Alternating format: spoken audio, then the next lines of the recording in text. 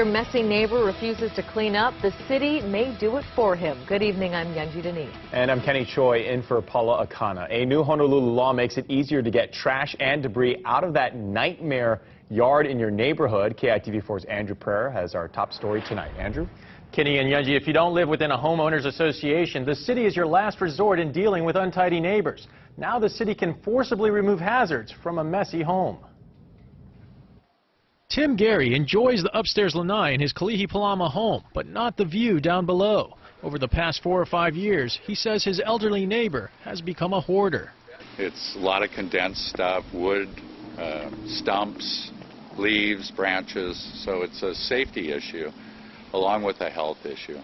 The front of his neighbor's home isn't much better, with a mound of construction debris stacked several feet high. My business partner and me figured it would take 9 roll-offs to get it in somewhat good order. In May, Gary filed a complaint with the city's Department of Planning and Permitting, and a notice of violation was issued against his neighbor. Gave him 30 days, I believe, to initiate starting to clean up. Now there's new hope for Gary that something will actually get done. On Tuesday, Mayor Kirk Caldwell signed Bill 52 into law, which allows city crews to forcibly remove hazards from a home and charge the property owner for the cleanup. Prior to the new law, the city could only issue fines, a lien, and then eventually foreclosure, which could leave someone homeless. This Bill 52 essentially provides us with another tool in between the civil fines and foreclosure.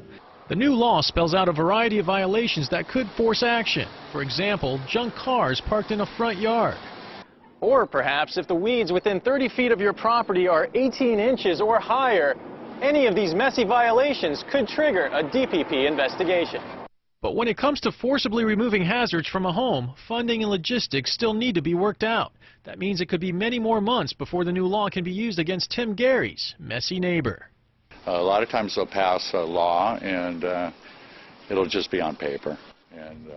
If the city decides to remove hazards from a home under the new law, it must first obtain a court order. Before any forced removals can start, the city needs to find a warehouse to store items that could be deemed valuable. Anyone who files a complaint against a neighbor will remain anonymous. Kenny?